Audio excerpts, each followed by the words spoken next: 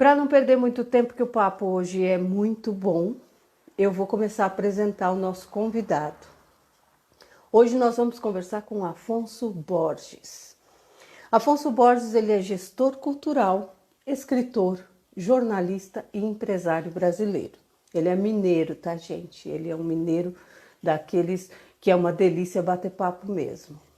Tem 6 livros publicados, 3 de poemas, 1 de entrevistas com Frei Beto e o livro infantil Menino, o Assovio e a Encruzilhada, da editora SESI São Paulo, em 2016. E de contos, que é o Olhos de Carvão, da editora Record 2017.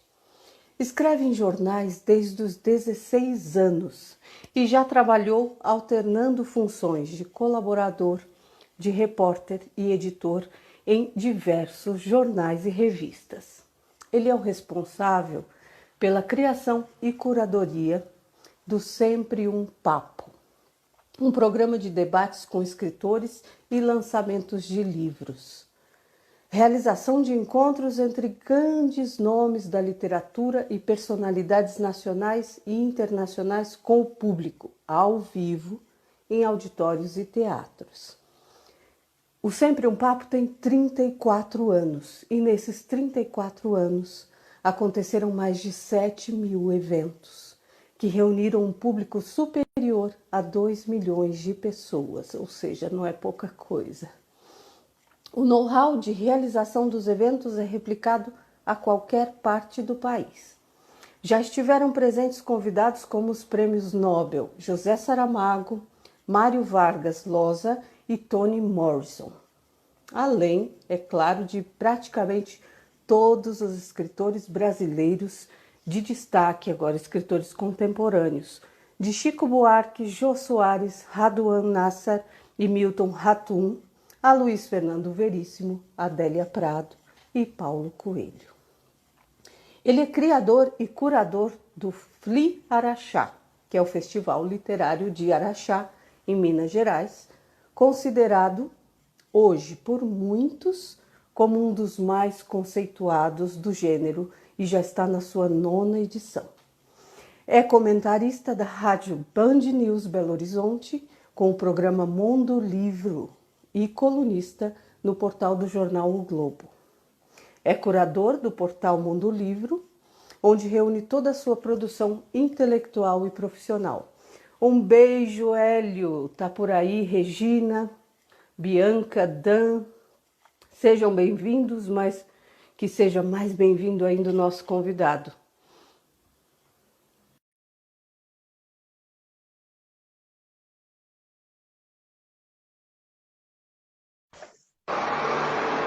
Oi, Afonso.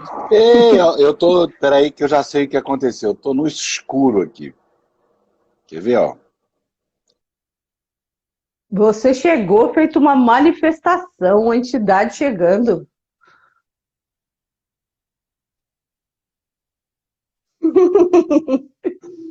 Quando a sua câmera do celular tá invertida, não a câmera do Instagram, não. A do celular. Você, quando entra, fica escuro. Tá vendo? Olha que interessante, você viu, vivendo e aprendendo, né? Porque dizem que Mas eu depois que a apanhei gente muito para chegar a vai essa ficando. conclusão. Diz que depois que a gente vai ficando mais velho, a gente sofre mais. E não teve jeito, né? Nessa pandemia, todo mundo teve que aprender a mexer nesse bichinho aí de qualquer maneira, né? Nem fala. E eu, da próxima vez, te passo um currículo mais breve, viu? Pelo amor de Deus, que monte de coisa que você Você falou, meu viu Deus que do eu céu. fiquei até sem ar. E olha que eu resumi pra caramba, viu? Eu Porque vi. se fosse falar todos os prêmios que o senhor tem, todo. Ah, Menino, não ia, eu ia gastar a hora nossa inteira daqui Senhora. do Instagram. Tu- Tem jeito Tudo não. fake, tudo mentira. Tudo mentira. Tudo bem, Prazer Afonso? estar aqui com você, viu, Lu? Prazer, querido. Tudo ótimo. Eu Essa também. loucura minha, né, de fazer um monte de coisa junto, não é que nem você, como se você não fizesse nada, né? Mas você realmente não para, né? É o tempo todo fazendo alguma coisa, pelo menos uma live por dia você faz, que é os 10 minutos de papo, pelo menos, né? Ou duas. 10 minutos são 2 Duas. vezes. Hoje eu tive 2 reuniões, uma com o secretário de Cultura de Vitória, Noronha, depois outra com a Vale, depois... hoje eu não fiz o Sempre um Papo, é uma coisa rara. Quem fez foi a minha funcionária Josane, para me dar uma folguinha de vez em quando, né, Lu? Para poder fazer alguma coisa com você, por exemplo, né? É isso que eu ia perguntar. Dá para você, o Sempre um Papo, por exemplo, ele já está numa fase que você consegue, de repente, ter uma equipe fazendo com você na linha de frente mesmo? Porque eu sei que Eu tem já um funciono background assim aí. no presencial. No presencial sempre foi. Eu cheguei já a fazer, nos momentos mais quentes, 3 eventos no mesmo dia, no mesmo horário, em 3 cidades diferentes. Muito comum, até certo Nossa, ponto muito comum isso. Porque os dias que a gente faz os eventos é segunda, terça, quarta. Raramente um lançamento literário é quinta e sexta. Raramente. Questão de tradição. Então, por exemplo, se eu faço evento em Araxá, São Paulo, Belo Horizonte e uma outra cidade, às vezes coincide.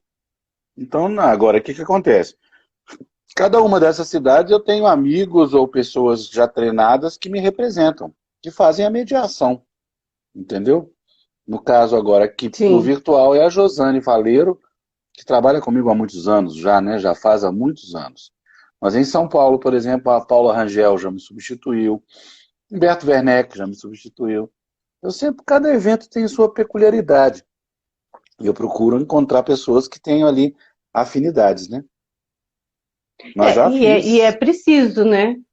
É preciso porque com esse ritmo que você tem desses programas, principalmente que eles são presenciais, com público em teatro em várias cidades diferentes, não poderia ser diferente. Eu vou É. começar a nossa Agora já conversa. foi mais Hum, quente. dica, falhou, eu não te ouvi. Não, nada, dizendo que já foi mais Nada? quente. Já foi mais quente. É, agora nesse novo jeito a gente vai pisando devagarinho, né? Para ver como é que dá. Eu vou começar com uma pergunta difícil. Oba. O Brasil gosta de livros? Muito. Muito. E eu costumo fazer uma brincadeira sem graça, mas é engraçada. Você gosta de nadar? Sim. Você gosta de subir de elevador? Ah, é o jeito. Ah, Eu prefiro o elevador do que a escada. pois é o seguinte, existe por trás de uma espécie de mistificação do livro a questão que se coloca de forma que o Brasil lê pouco, que a pessoa lê pouca, o estudante lê pouco, as pessoas leem pouco. Existe uma certa, é uma certa implicância devido ao fato de que o livro é mistificado. O que eu tenho a dizer sobre isso é que todo mundo gosta de ler.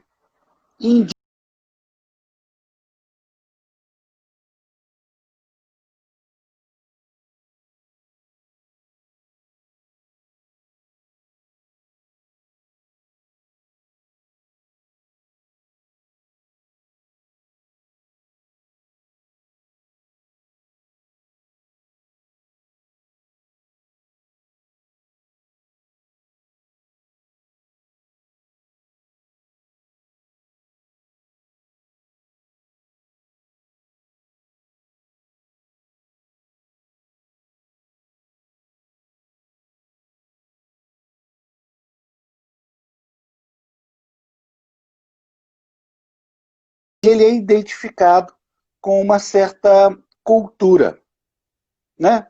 Mas quantas pessoas não leem livros normalmente, sem associá-los à alta cultura, como se diz aí? Quantas pessoas a gente vê andando na rua ou dentro do ônibus? Quer dizer, hoje menos, eu também não quero falar de um mundo ideal, mas eu quero dizer que é comum, que é normal, que sim, as pessoas sempre gostaram de livros. A minha mãe não só leu a vida inteira, como foi educada na escola francesa. Não é? A gente tem que lembrar que as nossas mães aprenderam em francês também. Naquela época era muito comum nas escolas aprenderem francês e lerem. Os jovens de hoje essa pergunta pode ser lançada para, Fernanda, por exemplo, para leitores de Harry Potter, que Sim. engoliram calhamaços de Harry Potter, da Paula Pimenta, né?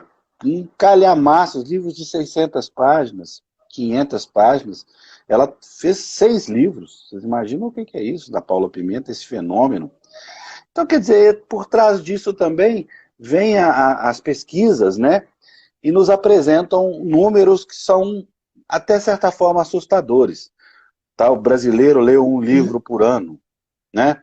Aí você fica, puxa vida, é muito pouco, né? Mas leu aquele livro ali que a pesquisa apresentou. Mas será que ele não leu de outra forma? Que ele não leu no celular, não leu nos memorandos, não leu no computador, e não fez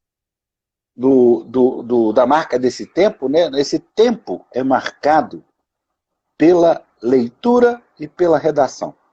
Nunca se leu tanto e nunca se escreveu tanto na história da humanidade. Nunca. Não tem nenhum tempo no qual a leitura foi tão importante por causa da tecnologia. Então, há aí Sim. um efeito reflexo sobre as análises acerca do livro. Por isso que eu demorei para responder isso. Uhum. Um livro, sabe? E outra, vou além. Pega aquela pessoa ali que disse que não só lê um livro por ano. Tá bom? Tá bom. Então vamos conversar com ela. Pessoa que só lê um livro por ano. Eu tenho aqui a Valovara, do Osman Lins, a primeira edição, um livro surrealista, interessantíssimo. Está aqui na sua mão. Quando você pudesse ler, a pessoa, quando puder, vai ler. Está entendendo? O que tem que se trabalhar são as políticas públicas de incentivo à leitura, que são Sim. tacanhas, sem vergonhas, mentirosas, falsas. O que tem que se trabalhar é a continuidade da compra de livros para ensino básico e médio, para incentivar a leitura. Você tem que trabalhar uma política decente de incentivo ao adulto para ler.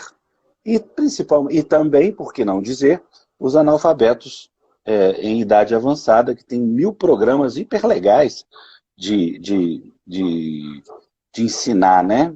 Quando eu fazia eventos no Sesc Vila Mariana, eu tinha sempre um grupo presente ali de 40, 30 pessoas dessa turma. E eu fazia questão de dar livro para todos. Tirava do meu bolso e pagava o livro para todos que iam. Mas isso é outra história. Eu vou ficar aqui o dia inteiro, eu tenho que parar para Porque você perguntar, senão eu vou ficar aqui. acaba quem paga o pato dessas pesquisas como culpado do Brasil, não, os jovens não lerem, as crianças não lerem, é o próprio jovem que não recebe incentivo à leitura, né? Que tem a política, ela é deficitária, ela é falha nesse sentido, na política educacional de incentivo à leitura. Então, quem paga o pato é a criança e o jovem que acaba sendo o culpado. Você não lê, você não. Mas cadê a oportunidade da leitura, né? Você, Afonso, quando é que você começou a se descobrir esse leitor? E quando é que você descobriu o escritor em você?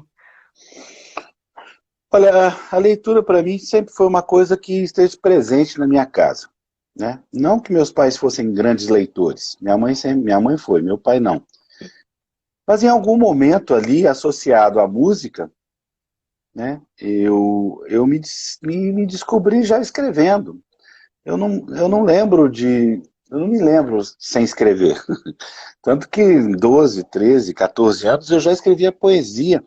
E ali com 14 para 15 anos, lá na cidade da minha mãe, que chama Muriaé, um amigo nosso, Cambraia, que estava na mesa, falou: Afonso, você não quer escrever para o jornal? Eu falei: escrevo.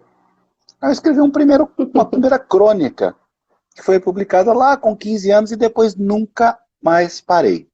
Nunca mais parei de escrever, de ler, de trabalhar em jornal, de escrever matéria, de redigir, de ler. Isso que foi um impulso de juventude se transformou na minha vida. Sim, aí depois você continuou, o sua carreira de estudos aí foi seguindo essa linha, Leitura seu sempre, histórico. depois entrou o jornalismo, e no jornalismo aconteceu um período muito, muito intenso de leitura durante o curso de comunicação. Eu ia na biblioteca, porque não tinha dinheiro para comprar livros, tudo, e eu lia a biblioteca da Católica e na biblioteca também da Praça da Liberdade. Eu cheguei a ler por título, por autor. Tudo de Gabriel Garcia Marques, tudo de Júlio Cortázar, tudo de Gorky, tudo de Dostoiévski, tudo de Nicolau Gogol. Eu resolvi ler por autor.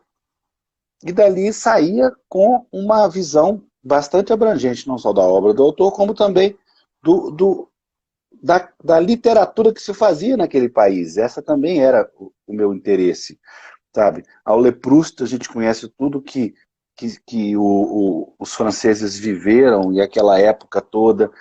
A literatura, além, é claro, de conter toda as informações, claro, baseadas no romance, ela te dá uma noção de época muito grande, né? Te dá uma noção de história, de vivência de costumes muito legal. E eu investi nesse campo, de estudar os autores latino-americanos, depois os autores franceses, depois os portugueses, e fui tocando a vida nesse sentido, até que em algum momento, eu era músico, eu tocava em um bar, e dava aula de dia, tocava à noite, dava aula de dia, e à noite, meio a meio, fazendo a católica. Aí o Oswaldo França Júnior, já entrando no Sempre um Papo, que já era meu amigo nessa época, quando eu comecei o Sempre um Papo, eu já tinha 3 livros de poemas publicados. 3. Ou seja, a gente tinha um movimento em Belo Horizonte, que nós mesmos imprimíamos os nossos livros, botava debaixo do braço e saía pelos botecos de Belo Horizonte vendendo. E vendíamos. E era bom. E éramos lidos. E mais, não éramos assassinados na madrugada. Mas Belo Horizonte tem uma característica bem positiva de número de leitores, né? Belo Sempre Horizonte teve, né? Ela é uma cidade. É o que a gente pode chamar de cidade literária. Se você imaginar que Belo Horizonte é uma cidade muito, muito recente, né? 1897 que ela foi fundada, e logo depois Drummond saiu de Itabira, formou-se onde? Faculdade de Farmácia de Belo Horizonte, antes de trabalhar com Gustavo Capanema. Depois veio Pedro Nava, depois veio Guimarães Rosa, de Cordesburgo, veio para cá, formou-se aqui na Faculdade de Medicina junto com Pedro Nava. E aí você elenca uma geração inteira da década de 20 que fez Mário de Andrade sair de São Paulo e lá escreveu o Noturno de Belo Horizonte. Ele não veio à toa, não. Ele sabia da qualidade das pessoas que estavam aqui na década de 20. E depois, da década de 30, pessoas que saíram de Belo Horizonte vieram, foram para Rio e São Paulo, formar as mentalidades, sabe, das mentalidades... Não brinca, não é. Desculpa. Live, né? Quarta live que ela vem. Ela, na hora do almoço, estava conversando com o Dr. Carlos Star, ela chega toda sangrando. Foi lá, arrancou um dente, mostrou pro papai aqui o sangue, só que pegou a gengiva, estava sangrando no mundo. Eu quase desmaiei, né? Claro. No meio da sua live. No meio dela, tá gravado aí, não é no meu negócio. Vai lá pra você ver, sangue, vampira. Mas aí em Belo Horizonte, na década de 20, saiu Drummond, saiu a Fran de Melo Franco para fundar o IEFA, né, que é uma instituição que não preciso nem dizer. E depois, na década de 40, 45, saiu a geração do Fernando Sabino, Hélio Peregrino, Otto Lara Rezende, toda puxada pelo Juscelino Kubitschek, quando fez Brasília, trouxe JK para cá e fez nova geração. E depois, mais à frente, a geração suplemento, liderada pelo Murilo Rubião, com Sérgio Santana, Humberto Werneck e tantos outras pessoas que, volto a dizer, saíram de Belo Horizonte para formar as mentalidades do século XX. Fernando Gabeira trabalhou aqui no Diário de Minas, antes de ir fazer o Jornal da Tarde, junto com Luiz Fernando Imediato. Mineiro de Belo Horizonte, tantos e tantos outros jornalistas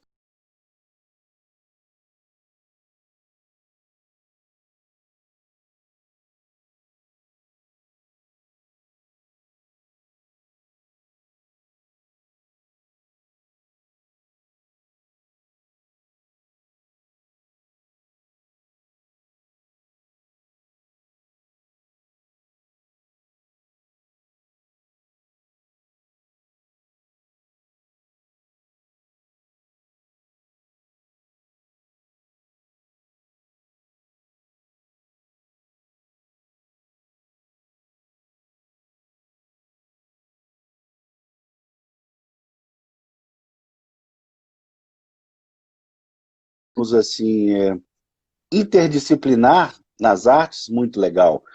Lembre-se que as letras do Loborges e as letras de Fernando Brant, as letras do Fernando Brant são verdadeiras pérolas da literatura brasileira.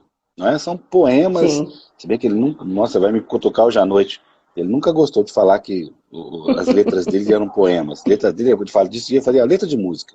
Tá bom. Mas são lindas, magníficas, maravilhosas. Né? A literatura mineira, chamada literatura mineira, excedeu a sua característica de contos há muito tempo. O Sérgio Santana está aí para provar. Sim. Tantos grandes escritores que estão aí hoje, né, formando esse panorama. Tem muita gente boa hoje. Nossa Ótimo. Senhora, muita gente boa. E aí, em Belo Horizonte, o melhor lugar do mundo é aí e agora, né? Ou Para então quem ali é. na... Hein? Agora, Não que eu tô lendo a Ângela da Lemos de Sá entrar aí. ah, Povo engraçado que tá chegando aí. agora vamos entrar no Sempre um Papo, né? Como é que ele Vamos. começou? Eu disse. Você tem 37 anos, o Sempre um Papo tem 34, com 3 anos você começou. Pois é, eu tenho 58, o projeto começou há 34 anos, eu tinha uns 24 anos, por ali 23, já escrevia para jornal, já publicava livro, já atuava junto aos meus pares aqui, fazendo o que a gente chamava de movimento independente, lançar livros e a gente mesmo vender. E surgiu essa ideia de fazer, durante a minha cantoria lá no boteco, um papo com os autores. Começou com Oswaldo França Júnior, depois foi Fernando Brant, Heloísa Starling, gente que... Heloísa que me segue até hoje, eu adoro Elo. E a partir desse momento, surgiu uma espécie de sacada que havia ali uma lacuna profissional de trabalho, no sentido de que o lançamento do livro poderia ser trabalhado do ponto de vista da comunicação como outras artes eram. Não é? Quando você vai fazer um show, um teatro, Sim. uma dança, você utiliza todo o arco de recursos que a comunicação te oferece. Cartaz, convite, volante, anúncio, spot em rádio, e aí Sim. vai. Né? Para Porque, você claro, tem o lançar um ingresso na disco, porta. para você lançar um disco, estrear uma peça, você faz um evento para isso e fala sobre ele, né? Exatamente. E o livro não, o livro era restrito àquela coisinha ali do convite a uma livraria, aí a pessoa pega uma fila, pega um autógrafo e vai embora. Não. No Sempre um Papo, além de acontecer um debate com o autor, coisa que eu faço, já fiz mais de 7.000 eventos, acontece também uma perfeita harmonia no processo, digamos, técnico de assessoria de imprensa e lançamento de produto. Existe cartaz, existe assessoria de imprensa do livro, existe divulgação, existe agenda do autor, ele vai às rádios, ele vai à TV, ele dá entrevista, e quando ele chega já tem um ambiente pronto para que ele, ao chegar no teatro, a maioria das vezes, é claro, está lotado, cheio de gente, pronto Uhum. para ouvi-lo. Isso aqui é legal, é um círculo que se Isso é fecha. Começa maravilhoso ali para o no autor, né? livro Isso é e termina maravilhoso na para hora. o lançamento do livro, né? Porque E geralmente o autor ele trabalha na conclusão daquela obra, ele passa anos, às vezes, escrevendo, e depois ele lança para meia dúzia de 2 ou 3 num coquetel, e ele não tem oportunidade de fazer essa abrangência de divulgação e comunicação da sua obra, de todo o processo, porque Exatamente. no Sempre um Papo ele conta o processo, né? Exatamente. Ele fala do trabalho, da sua obra, dos seus pares, os livros que têm contexto histórico, grande parte, né? Os livros Fernando Moraes, Rui Castro, Gabeira, tanta gente que escreve livros reunindo contextos históricos, né? Também faz. E outra coisa, o evento, que é apenas um lançamento, ele se torna um grande evento mesmo. Vou te dar um exemplo. Como a minha formação é de jornalista, uma vez o Gabeira, lá em 87, trabalhava na Folha e foi cobrir o Césio 137, lá em Goiânia. Lembra da explosão do Cé, daquele negócio? Sim. Ficou lá alguns dias e escreveu as matérias para a Folha, páginas inteiras, cobrindo aquele acidente do Césio 137. E eu liguei pro Gabriel, eu falei, Gabriel, onde você tá? Ele falou, eu tô aqui em Goiânia. Eu falei, tá bom. Isso era uma quinta-feira, mais ou menos. Eu falei, o que você acha, então, de você desdobrar a passagem? Bonito esse negócio, né? Antigamente tinha desdobrar a passagem. Ele ia de Goiânia para o Rio e passava por Belo Horizonte. Aí falou, tá bom. E aí, segunda-feira, a gente faz um evento. Falei, Afonso, mas não tem muito tempo. Eu falei, olha, vai dar certo. Tudo bem, desdobrou a passagem.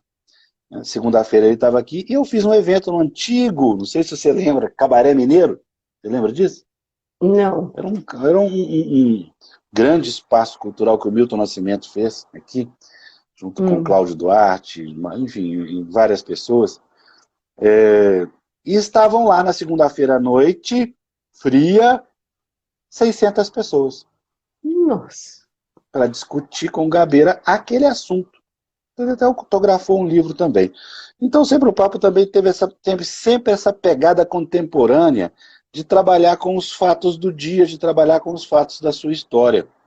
O primeiro livro que originalmente eu lancei, assim, vou lançar um livro e não apenas fazer um evento, foi em setembro de 87, A Vida Subversiva do Raul Parello, um livro de contos do Frei Beto, né? E, claro, aquele contexto de final de ditadura, início da abertura política, né? Abertura política. As pessoas estavam ansiosas por se encontrar e conversar. Então foram momentos e anos muito fortes em matéria de conteúdo político, conteúdo social, e os livros que eu lançava procuravam trazer esse sentimento. Gilberto de Menstein, que Deus o tem, lançou todos os seus livros comigo. E tantos autores que contaram a história do Brasil através da sua literatura. Todos os livros do Fernando Moraes, mais recentemente o Lucas Figueiredo, e tantos outros ali que colaram na sua literatura, que a gente chama de não ficção. É o gênero que mais vende hoje, né? Curiosamente, a minha opinião é porque a história, quando o gênero de não ficção vende mais que ficção no país, é que a história do Brasil, a história do país não está muito bem contada. Sim. Aí tem que vir os jornalistas escreverem livros para recontar a história. É a situação do Brasil, né? Até hoje nem os torturadores foram devidamente punidos, um crime inafiançável. Nós vivemos em um país que desconsidera o básico da lei, que é punir os torturadores. Então, Sim. vamos aí, dia a dia, recontando a história. E quando é que foi que esse projeto começou a ganhar essa força e empresas começaram a olhar para ele de uma forma, assim, pensando, não, eu vou investir nisso porque isso é interessante, isso tá dando certo. Demorou muito tempo? Você passou muito perrengue com o Sempre o Sem Papo dúvida. antes de ter? Muita história e muito perrengue. Começava o seguinte, naquele período, né, antes da Lei Rouanet, antes da Lei Sarney, bom lembrar, antes da Lei Rouanet, Sim, não tinha não nada tinha disso. Não tinha. patrocínio, O patrocínio era uma ilusão da cabeça de alguns visionários malucos como eu, né? E ali os convidados dormiam na minha casa, que eu não tinha dinheiro para pagar hotel. Vários dormiam. Rui Castro até lembra, até hoje, de uma casa que eu tinha, que ele dormia no chão, que ele ficou puto. E os convidados se deslocavam graças ao patrocínio da Varig, através do meu querido Francesco Domingo, vivo até hoje aí, que era o diretor da Varig, e a Varig tinha uma política cultural legal na época. A Então Varig você foi já na conseguindo época alguns patrocinava. apoios, né? Sem dúvida. Restaurante. Mas assim, era muito comum eu telefonar para amigas minhas e falar, vem cá, você conhece o Amir Klink? Não. Quer conhecer? Quero, quero. Então vamos buscar ele no aeroporto, que eu não tenho dinheiro para pagar o táxi. Aí ia para lá. Muito comum. Nossa, eu mesmo, eu tinha... Não sei se as pessoas que estão assistindo sabem o que é uma mesa de silk screen. Você não sabe, você é muito nova. Sim, Uma mesa claro de que silk sei. screen é um negócio imenso. Um vidro grosso e um negócio imenso. Então, o Ziralzi, querido Ziralzi, fizeram um cartaz para mim que tinha sempre um papo, né, logo do Mário Vale, e abaixo uma faixa branca. Então eu tinha que preencher ali o convidado, sempre. Né? Herbert, Daniel, Fernando Gabeira, etc. Era preenchido no silk. Então eu mesmo fazia, colava, passava o silk ali do nome, eu mesmo distribuía pela cidade afora os cartazes, pregava em postes, em bares, em universidades. Não é? E se tivesse convite, saía também distribuindo. Normal, normal. Cansei de fazer isso. Esse era o marketing.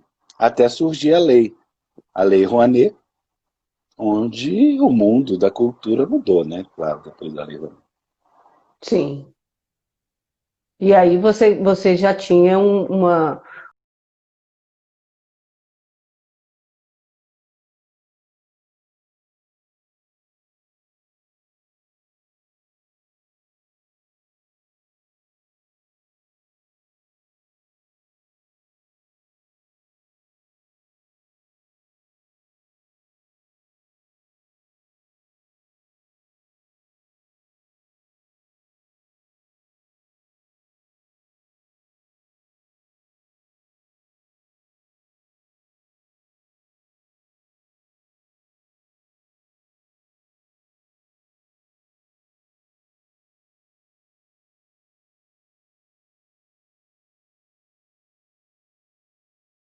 Por sinal, continua até hoje, vai fazer 35 anos Uhum. amanhã, ano que vem, né? E aí, com da, a cultura da Lei Rouanet participando do marketing das empresas, aí sim eu pude apresentar o projeto como um projeto como é hoje, um grande projeto de incentivo ao hábito da leitura e divulgação de livros e autores para os patrocinadores. E aí eu tenho o Itaú há muitos e muitos anos, mas já passei pela Vale, já passei pela Gerdau, já passei por tantas e tantas empresas, e sempre com um segredinho, que é atender as cidades que interessam às empresas. Então, por exemplo, eu fiquei Sim. durante 2 anos em Curitiba e 8 cidades do interior do Paraná, porque a Caixa assim decidiu. Eu rodei o interior de Minas todo em cidades que a Vale trabalhava, fazendo sempre um papo. Mas também já fui para Parauapebas, já fui para Belém, já tive 8 anos no Acre e em Rondônia, Rio Branco e Porto Velho, 8 anos. É um barato fazer evento lá. É E também aí doido, você você vai pegava autores locais para poder fazer esse trabalho? Você fazia um trabalho de identificação de sempre, autores locais? Sim. E aí sempre, é Lu, todo um. sempre, E é sempre, interessante, né, mas Afonso? Eu acho que isso é mas interessante, porque a você. tônica do projeto é levar o autor consagrado para rodar o país, né? Esse Sim. que é a tônica. Houve autores locais que a gente convidou, que participou, é claro que é importante valorizar.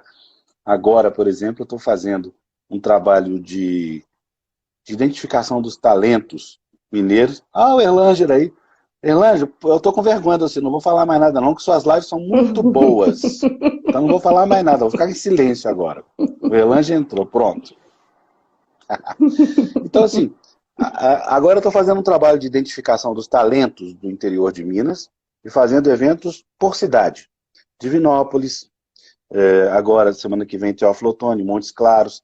cidades que têm ali seus talentos e que merecem estar nesse mesmo patamar que eu dou aos grandes autores Sim. e os grandes artistas. E está ficando ótimo, é muito bem feito, os autores estão muito felizes. Claro que nessa Como é que nova a condição, né, pandemia, Lu? como é que a pandemia pegou sempre o papo? Como é que você adaptou? Eu sei um pouco, mas você pode dizer melhor esse Pois é, processo Lu, aí. a bem da verdade, eu demorei a entrar no ritmo das lives, porque eu primeiro fiz todas as aprovações necessárias e exigidas pela lei Rouanet e a lei estadual de incentivo à cultura. Mas Você para a adaptou gente, tudo. mas para a gente não teve muito problema, porque, Lu, desde que eu faço sempre um papo em Brasília, eu fiquei 8 anos em Brasília no Teatro Conjunto Cultural da Caixa, um êxito absurdo. Eu tinha média de 250 pessoas no Conjunto Cultural, média. Já tive que fazer várias vezes eventos dobrados, como o Luiz Fernando Veríssimo, tinham 450 pessoas dentro e 500 fora. Então eu fazia aquele Nossa. cinema, 19h30 e 21 horas, entendeu? 2 sessões. Cansei de fazer isso Hum. lá. E aí lá o Eugênio Butti, o querido Eugênio Butti, que presidia a EBC, me propôs para gravar os programas. Então, há cerca de 20, 25 anos, eu gravo os programas do Sempre um Papo, e naquela época eu os exibia na TV Câmara.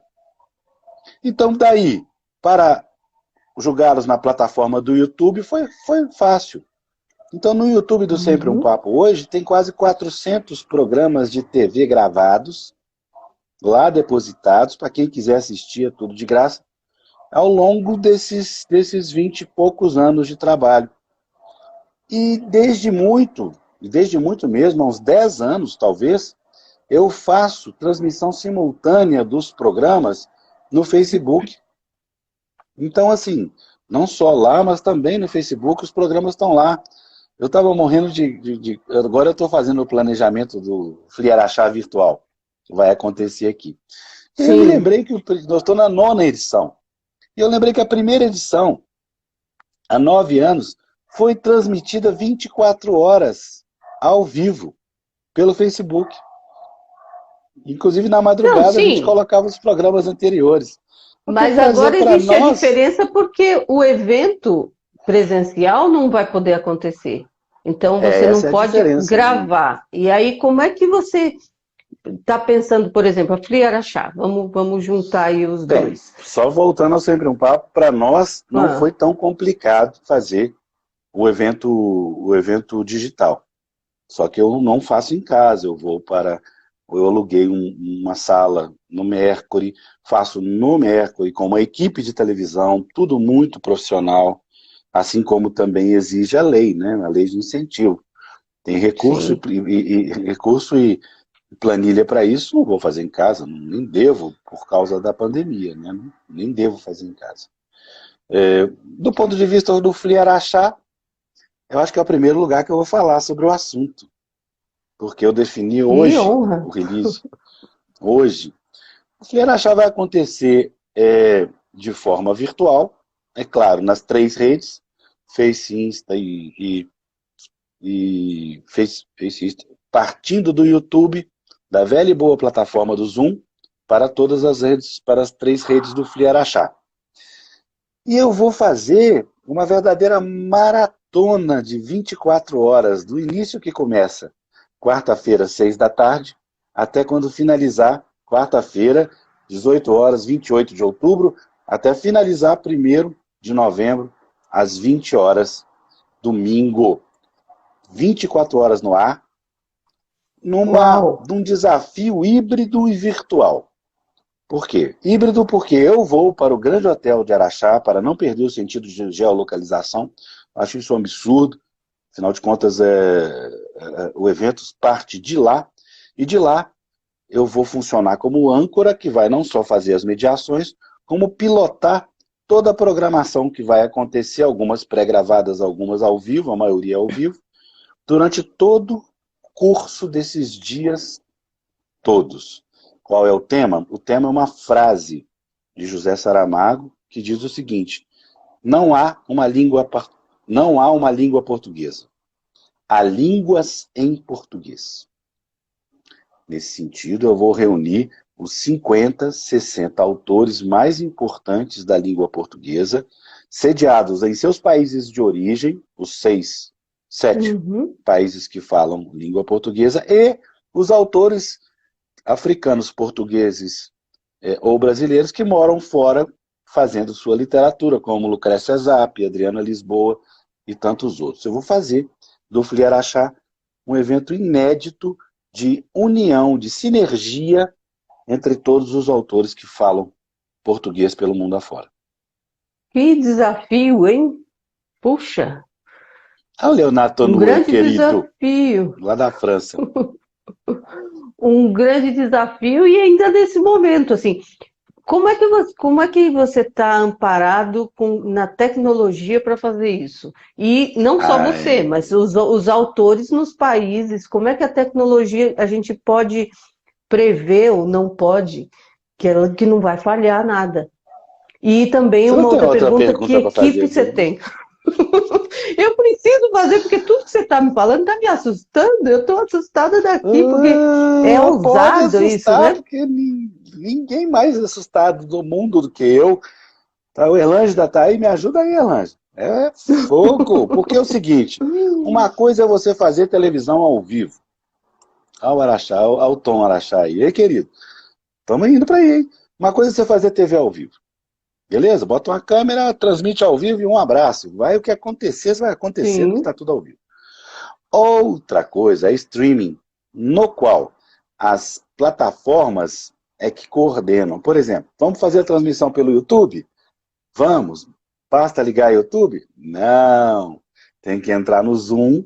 O Zoom te exige um layout pré-definido que nem na escola. Sabe aqueles desenhos que você faz? Você faz lá o layout com 4 janelinhas, convida 4 pessoas, eu sou a quarta, 3 autores e eu. Tá bom? Tá bom. Aí um falha, cai a conexão, fica um buraco escuro. sim. Por quê? Porque você não pode trocar o layout do YouTube na hora. Ou se trocar, o YouTube fica, a live fica parada 10 minutos, no escuro, enquanto o cara tá lá fazendo um novo desenho para ancorar as 3 pessoas que fizeram, porque uma deu linha. Entendeu? Aí isso é um problema. Outro problema é o seguinte, vamos transmitir para as 3 redes? Vamos. YouTube joga no Facebook, normal. Agora, Instagram não é uma plataforma amigável. Não dá para fazer. Então, o que, que a gente faz? Tem uma outra plataforma intermediária que joga do Facebook para o Instagram. Tem outro nome que eu esqueci. E tudo isso funcionando ao mesmo tempo. E tudo isso sendo conectado ao Ixi, mesmo tempo. é Tá? E muito tem mais. pressuposto. O idiota aqui, fez como se fosse presencial. Esse é o problema. Tem que parar de pensar presencial. É, Tem que pensar é. digital. Se você não Uhum, pensa digital, você não faz nada hoje, nem vai fazer ano que vem. Vai ser igualzinho esse ano. sim. Ouve o que eu estou falando. Ano que vem não vai ter diferença nenhuma desse ano. Bem,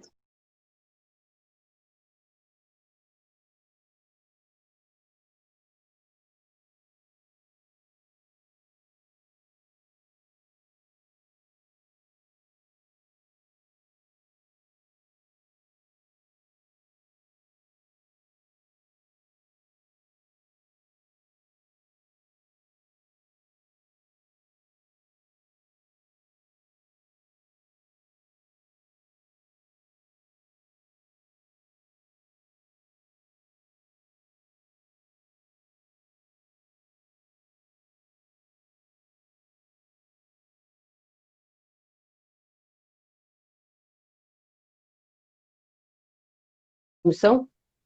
passou. Inclusive, é meu atraso. Se você pensar bem, Lu, estamos a 30 dias do evento. Eu Uau. nunca, em 9 anos, fiz isso. 30 dias já estava tudo pronto, tudo impresso, tudo distribuído, todo mundo sabendo. Eu atrasei porque eu tinha a esperança de fazer um evento híbrido, com a presença dos autores lá, só os autores, sem público, mas com todo mundo lá.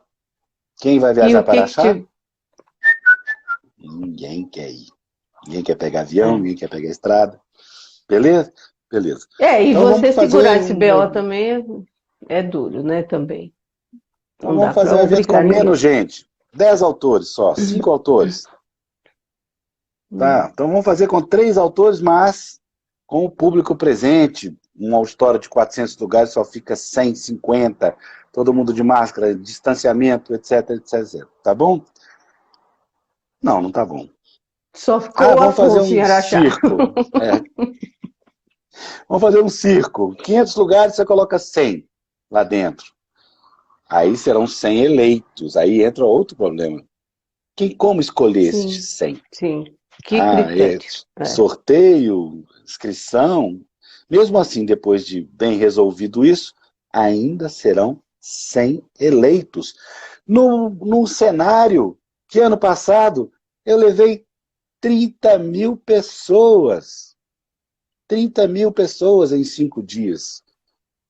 Então, como você disse, entendeu? O que ele está falando aí, o Tom está falando? Tinham fobia de avião, ariano, sempre foi muito difícil. É, eu sei, mas desse ano vai ninguém, o Tom. Nesse cenário, eu fui agora, ontem, a Araxá, foi bom ter ido, porque eu vi como isso ia acontecer, e cheguei à conclusão que realmente, olha, eu não convivo com a ideia de ter realizado um festival no qual uma pessoa pegou Covid e não aconteceu nada. Porque se esta pessoa Uhum. pegar Covid e vir a falecer, ou então vir a transmitir para a sua família, eu não vou conviver Sim, com isso não. Eu vou decisão pessoal, além do mais, também houve uma conversa com os patrocinadores. A CBMM e o Itaú sim. são empresas que tomaram todas as providências mais prudentes do mundo. Então por que eu aqui, de Belo Horizonte, de Araxá, vou fazer um negócio que não seja dessa natureza? Não posso. Agora, E quantas pessoas você mas eu tem? posso ousar, né? Ousar eu posso. Hum. E é o que eu vou Você é fazer. ousado. Você é ousado. Ousado e Isso eu vou fazer. abusado. Ó, eu vou E levar assim, uma equipe de Belo hum, Horizonte, uma equipe de vídeo, né? Uma equipe de marketing digital, e 3 pessoas. Eu, Léo Cunha e o Tino Freitas, que é também. Aí sim, porque a parte de o festival, para falar, nossa, estou falando a primeira vez do festival. O festival vai ter programação infantil, programação local, programação nacional e internacional, e depois música. que À noite vai maravilha. ter música sem plateia, mas nada impede que o músico toque o que ele quiser tocar, Sim, como o festival tá. Só que quem estiver assistindo lá vai ouvir o músico tocar. É claro. isso. Vai virar Gal um cantou negócio. sem plateia, o Caetano cantou sem plateia, né? E Claro. na Araxá vai ter músico sem plateia. E aí vocês já estão mobilizando e articulando todo esse evento, né? Tem 30 dias aí. Eu vou ficar na torcida aqui. Uma pausa para o ataque do coração. 30 dias não é nada. E eu vou fazer essa Calma, hoje é o aventura, Dia que é uma Mundial do aventura Coração. virtual, é uma aventura digital, mas é uma aventura híbrida também, na qual minha equipe está toda lá com todos os cuidados, com todos os protocolos, todo mundo testado, todo mundo com as regras e os protocolos cumpridos para estarem juntos, com máscara, tudo. Mas veja bem, é como o teatro está sendo gravado agora também. Erlândia está aí, como a televisão está sendo feita agora também, com todos os protocolos sendo cumpridos. Porque eu acredito que a equipe, 10 pessoas, 8 pessoas, cumpre os protocolos. Agora o público não. O público é Sim, complicado, sim. entende? E nessa hora a gente tem que se preocupar com o público mesmo, né? Sim, e É o essa que público vai queremos fazer. ficar lá da sua casa assistindo. E eu tô com o Araxatom aqui. Vai dar Tom é tudo um certo. poeta maravilhoso, lá de Araxá. Vai dar tudo certo. Eu tenho certeza que vai ser um sucesso e vai ser assim. É o primeiro ano do resto das nossas vidas, né? Então a gente não sabe como será o ano que vem, como serão os outros anos.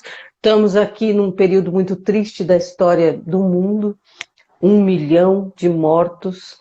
E as adaptações que a gente vai fazer, elas são todas, por mais desafiadoras, muito pequenas perto de tudo que o mundo está vivendo atualmente. O bom é que nós estamos aqui vivos, com saúde, podendo fazer alguma coisa e tendo recursos para isso, né? Colaborar, solidariedade é a palavra do mundo. Hoje a solidariedade, ajude sempre quem você possa ajudar. E eu vejo muita gente ajudando. Vejo muita gente ajudando o outro, ajudando o próximo, colaborando, contribuindo na forma de seja live, seja contribuições objetivas, seja tanta coisa. Eu vejo muita gente solidária na pandemia. E eu espero que esse cenário, quando isso passar, continue. Sendo que percam a esperança. Não vai passar com a vacina. Não vai passar ano que vem. Você tem essa convicção. Convicção, claro. Vacina não resolve nada. A vacina tem uma série de intempéries que ninguém está calculando. Começa pelos negacionistas. Muita gente não vai tomar vacina. Continua com a eficiência da vacina. Depois que chegar no braço, 3, 4 meses. Continua com a dúvida sobre o próprio comportamento da humanidade frente à vacina. A gente não está sozinho. Entendeu? Digamos que o Japão seja todo vacinado e volte a pandemia lá. Hoje nós já ficamos sabendo que o número de mutações na Inglaterra já foi identificado, a mutação do vírus na Inglaterra. Então, quer dizer, a humanidade, tem que se preparar para um período relativamente longo de sofrimento por causa da pandemia. É preferível encarar isso e ver as coisas com clareza e ser resiliente do que ficar inventando e brigando para voltar com as aulas semana que vem, né? Sim, sem dúvida. Tapando o sol com a peneira e tentando fingir uma normalidade que não existe, né? De jeito nenhum. É. Mas assim, enquanto isso, seguimos aprendendo e aprendendo coisas que a humanidade precisava aprender. A humanidade, ela precisava de um chacoalhão, por mais penoso e triste que está sendo, a gente precisava aprender muita coisa e talvez ainda não paramos de aprender, né? Tá acabando o nosso tempo. E Já aí, viu, né? Tô até ficando caladinho para você gravar a live. Isso é ótimo, você fala. assim, para terminar, primeiro, antes, e depois eu vou deixar você falando aqui, mas eu quero dizer da minha alegria de ter você aqui conversando comigo, com a Cacimba Cultural, nessa nova proposta, que você tem muito que me ensinar, porque essa coisa dessas conversas da Cacimba tem sido bem legal, tem tido um retorno muito bom, e você é um grande professor nessa história de entrevistar as pessoas dentro da cultura. E eu quero que você fale um pouquinho para terminar, faltam 5 poucos minutos, 6. O Brasil atual, o que precisa mudar para que a educação, a cultura e a leitura passem a ser valorizados e incentivados? Só o Graça aí. Chegou no Tô final, atrasado, né, Graça. Graça? Ó, o Graça, então o Graça acabou, já entrou. Ó, gente, então muito obrigado, boa noite.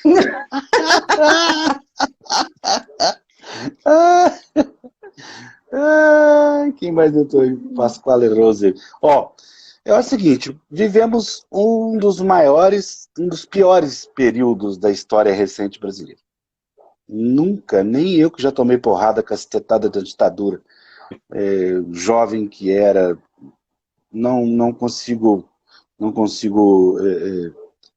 me conformar com o que está acontecendo. Acontece que antes disso é importante ter consciência de que isso foi provocado pela gente. Nós, como povo brasileiro, como pessoas comprometidas com um relacionamento social, com uma política, provocamos o que está acontecendo hoje. Foi lá atrás, em 2017, 2016, 2018, quando a Dilma caiu, quando os processos políticos se tornaram confusos, e principalmente quando o negacionismo que começou lá, não começou aqui, tomou conta desse país, quando as pessoas não conseguiram. Por outro lado, é muito bom ver aquele tio recalcado, que sempre ficou calado, né, colocar as manguinhas de fora e gritar o nome do presidente. Eu acho bom também. é bom também. É bom a gente saber que numa democracia a gente deve conviver livremente com todos os lados. O único problema é que esse lado que está no poder não está governando democraticamente. Só isso. Se esse lado, que venceu as eleições democraticamente,